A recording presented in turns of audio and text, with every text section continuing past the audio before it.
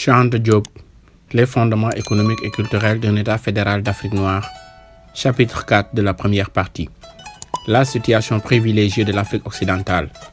Après l'échec des tentatives de coordination des politiques coloniales entre Européens, l'Afrique occidentale est devenue le terrain de la surenchère politique entre la France et l'Angleterre. Cette dernière, qui n'y a pas fondé de colonies de peuplement, créait des difficultés à la France d'autant plus facilement que toutes les colonies françaises de l'Afrique noire, contrairement à l'Empire britannique, sont concentrées en Afrique occidentale et équatoriale.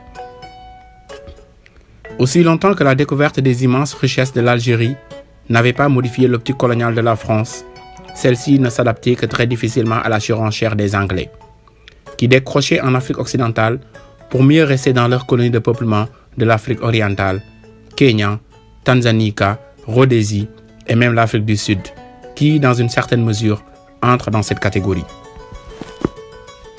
La méditation sur la guerre d'Indochine et d'Afrique du Nord et la découverte des richesses du Sahara ont permis à la France d'affronter plus facilement la situation concurrentielle ainsi engendrée. Ainsi, le sort réservé aux mouvements politiques en Afrique occidentale et orientale sera très différent. Il suffit de comparer la répression féroce des Momo à l'octroi de l'indépendance par négociation en Afrique occidentale anglaise, Nigeria par exemple, ou française. Ainsi, en Afrique occidentale, la facilité relative des problèmes politiques qui sont résolus par négociation et non à coup de feu, exception faite pour le Cameroun. Cette facilité donc ne permet pas une épuration politique, ni un renforcement de la conscience nationale. Ce qu'on peut appeler la situation privilégiée de l'Afrique occidentale peut laisser des séquelles assez durables. Toute l'Afrique occidentale est virtuellement libre, tandis qu'il n'en est rien du moindre territoire de l'Est, Centre-Est et Sud.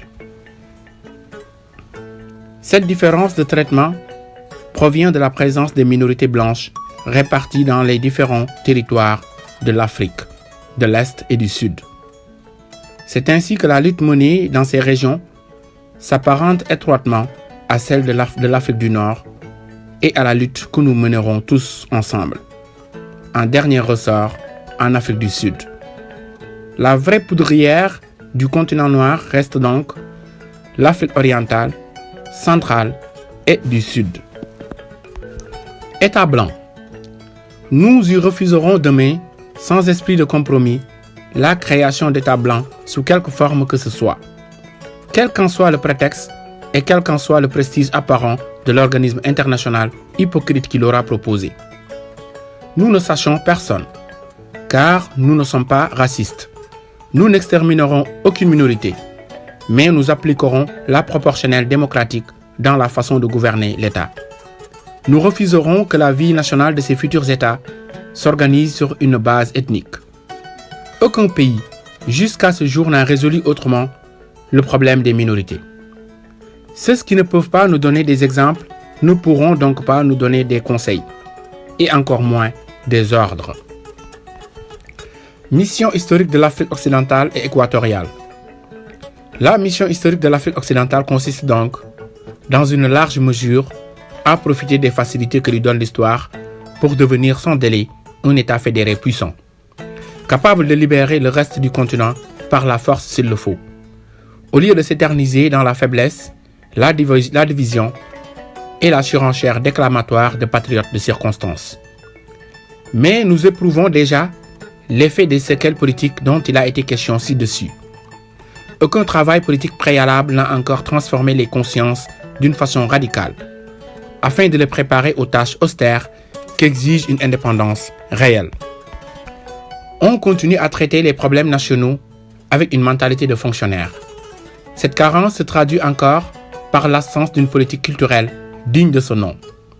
Dans tous les États d'Afrique noire indépendants, à l'heure actuelle, aucun État n'a encore établi une politique systématique de rénovation de la langue nationale. Aucun n'utilise une langue africaine comme langue de gouvernement. Aucun ne cherche à se créer sans délai une puissante armée moderne dotée d'une forte aviation civiquement éduquée, inapte au putsch de type Amérique latine, capable de faire face soudainement aux tâches historiques qui pourraient nous attendre encore. On risque plutôt de n'avoir que des embryons symboliques d'armée.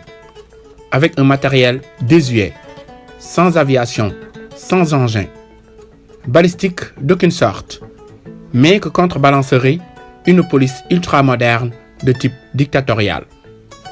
Nous serons bien obligés de compenser la facilité relative de notre libération par un immense effort d'éducation politique, de formation culturelle. Sinon, nous risquons de ne pouvoir opposer au nationalisme étranger, encore expansif et fortifié par la lutte armée, qu'un nationalisme folklorique et bariolé tout au plus des couleurs vives de nos tissus indigènes. Rien n'est plus extraordinaire, plus fantastique que cette distribution par le chef de l'État français des divers petits drapeaux sur la place de la Concorde au chef d'État de la communauté le jour du 14 juillet 1959. Fin du chapitre 4 de la première partie.